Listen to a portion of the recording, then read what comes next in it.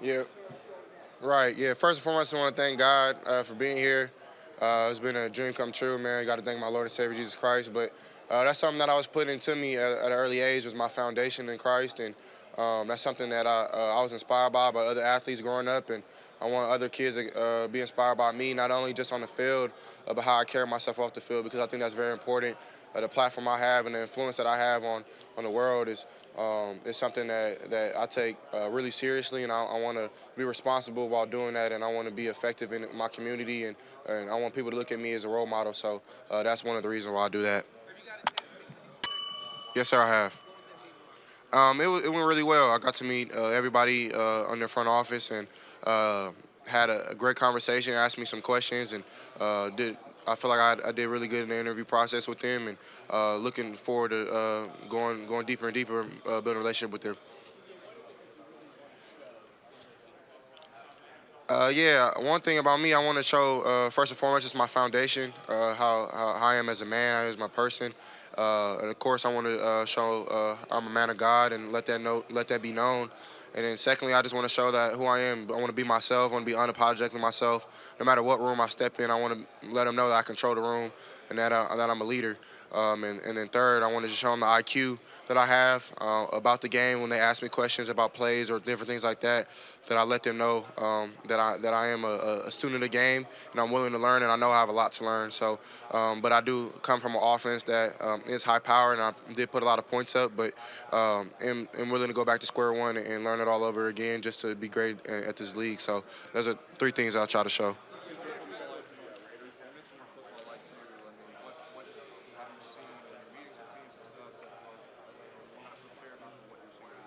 Yeah, Coach Day and everybody at Ohio State dealing with Coach Harline, Coach Dennis, Coach Fitch, Coach Wilson, our old offensive coordinator. Um, they do a great job in our building just because it is an NFL, a mini NFL team, and they make you get up on the board. They make you explain the plays back.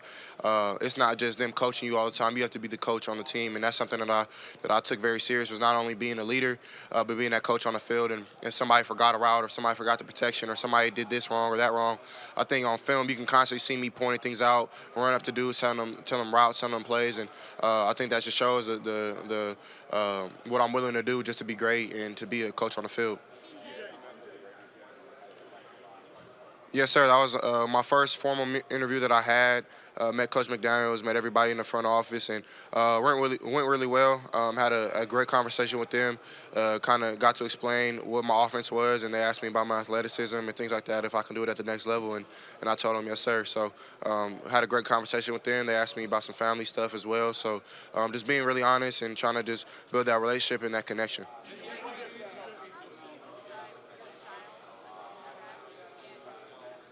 Yeah, so for me, I try to describe my style as one free flowing, but still disciplined, still able to take the completion when it's there, but at the same time making plays. I like to be just confident really in myself, and another thing I like to do is kind of just extend plays and but take the routine plays when they're routine. So I don't try to press the envelope, and I think that's very important being a quarterback sometimes because you want to let your teammates know that you're not always trying to be Superman, but when you need to make that play and you can extend that play, you get a lot more respect from your teammates. So those are just things I like to do. I'm a playmaker. I think I'm very creative, and I think I'm smart when it comes to protections and things like that because I solve a lot of issues before they're even there, and that's something I pride myself on. And one thing about me, I think I'm a ball placement specialist. That's one thing I like to be very accurate. I don't want my receivers have to do really anything to catch the ball, and I think I've shown that time and time on film again.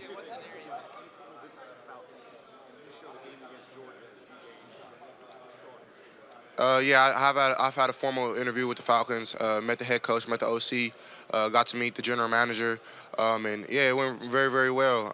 Had a great interview with them. They're real fiery in there, real. They're kind of like big kids, kind of. They're just kind of cool. At the same time, asking really good questions, being very honest, and I appreciated that. So that interview went really well. And then I had what was the second question? I'm sorry. Yeah, I mean, everybody kind of highlights that game, but for me, I think you can put on my film. I think I've been the best player in college football 2 years in a row, and I think I've consistently done that. And I think that honestly, I think I haven't even touched my potential yet. I think that I have a lot more to get better at, but I have a lot more to not only prove, not only to y'all, but to myself. And that's something I plan to do because I honestly don't think that I even got close to anything in college yet. So I'm excited to see what I do in the NFL. I'm sorry, I can't hear you. Yeah, I mean, growing up for me, one of the reasons I wore number 7 was because Michael Vick. He inspired me not only just to be athletic and use my athleticism, but as a black quarterback to stay in the pocket and throw the ball. And that's something that he was very underrated in. And then I looked up to Deshaun Watson a lot as somebody I feel like I have a similar playing style to. And then Joe Burrow, being able to create, not being the fastest guy ever, being able to kind of extend plays, throw guys off of you, just be tough. And that's something that I feel like I do in this game.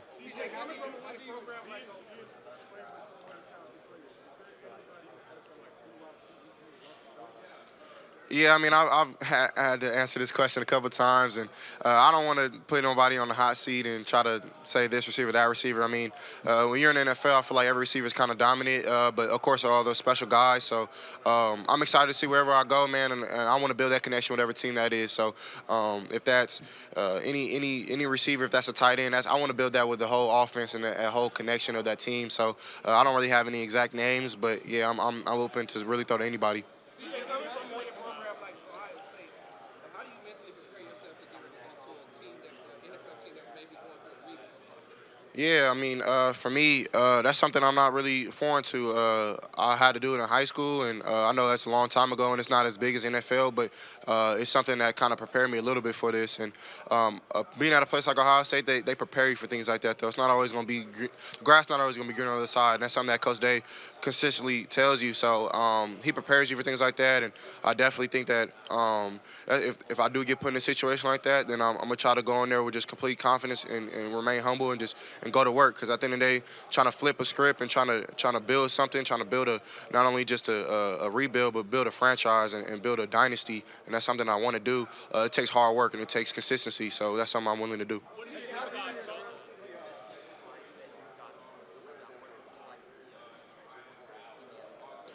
Yeah, I mean, I've had a lot of conversation with older veterans. I remember a conversation with Larry Fitzgerald I had up in Arizona at the Super Bowl, and he was basically telling me kind of just the confidence piece about it, just being really confident in yourself, like, and really just being a student of the game, not being too cool for school, going in there and controlling that team from all the way from rookie minicamp, and I think that's how it starts because you can't.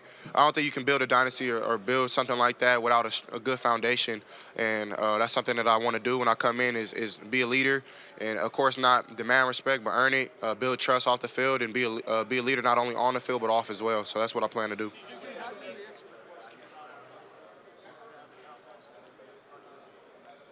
I'll be honest. I told him like I'll tell y'all. I mean, I didn't do it a lot in college, and I feel like I should have, and it's something I do regret.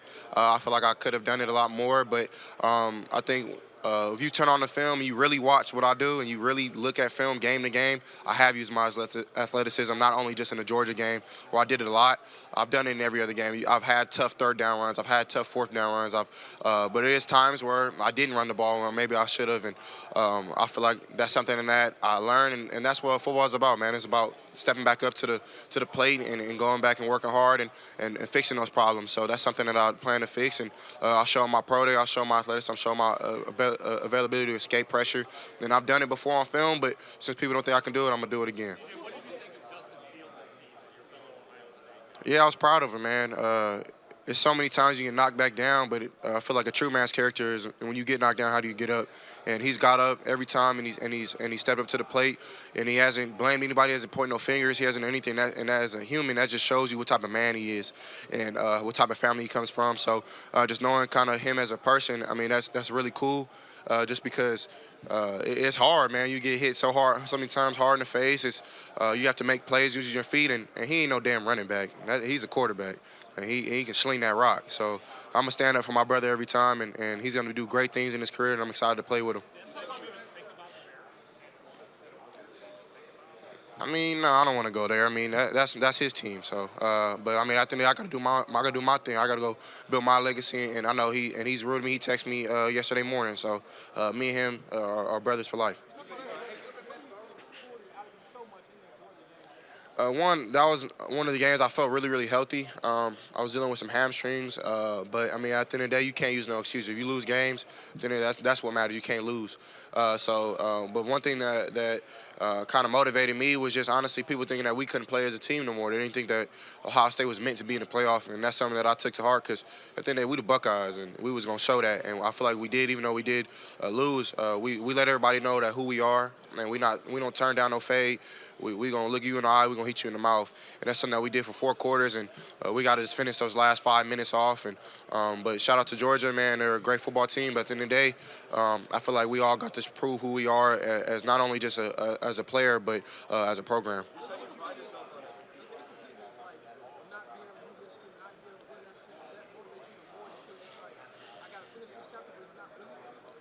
Yeah, I mean, I was honestly gonna come back to school. It was really hard for me that to leave a place like Ohio State where it takes time to get to where I was at, and it takes a lot of hard work, a lot of trust building, a lot of camaraderie off the field, and it's something you can't just throw in the trash right away. And I don't feel like I did that or coming to the league. It was a smart decision for me, I feel, but it was really hard. And of course, like you said, not beating that team up north, not winning the national championship were two goals of mine, and of course, not winning the Heisman was I feel because of those losses. Um, that's kind of hurts, you know what I'm saying? Because I feel like I could have won two Heisman's back to back if I win those two games. So, but at the end of the day, man, it's a part of God's plan, and I don't question that. It put a little more fire on me, put another chip on my shoulder. So I'm excited to go to the league and do better things than that because that wasn't God's plan. So let's see what the league got for me now. You said you pride yourself in accuracy. Where did that? Was there a time maybe in high school where you were working on that? How'd you get to that point, and what's the key to that? Yeah, it's something I kind of grew up doing. My like I said in youth ball, my coach, his name is Coach Tojo Munford. I played for the Outlaw Warriors growing up, and he forced me to stay in the pocket. He forced me to be accurate, and my high school coach, Coach Verdi. We used to do like little bubble screens, and if I didn't hit the top shoulder, I'd do 10 push-ups or little small things like that. So it forced me to be accurate, and not only just on deep shots, but like on those bubble screens, on slants, on outs. It's being quarterback friendly to my receivers, and that's something that I pride myself on.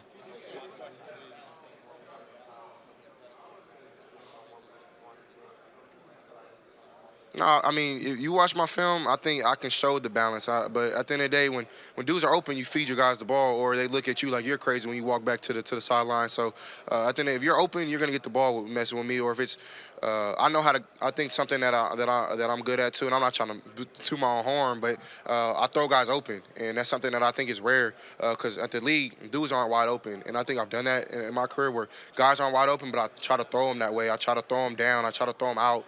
I try to throw it over his shoulder, things like that, because separation is not always going to be there. So that's something that I pride myself on. And sometimes I get so, I think I get so invested in the read because, I mean, you spend 8 hours on one play. I guarantee you're not going to just go 1, 2 run. You're going to go 1, 2, 3, 4 and really try to figure out who's open. And you want to feed your guys the rock, man. Everybody at Ohio State that I play with from year one to year two is extremely hard workers, and I want to feed them. You know what I'm saying? I want them to eat just like I am. So that's something that I pride myself on. But when it's time to dip my shoulder and go get that first down or something like that, I'm willing to do that too.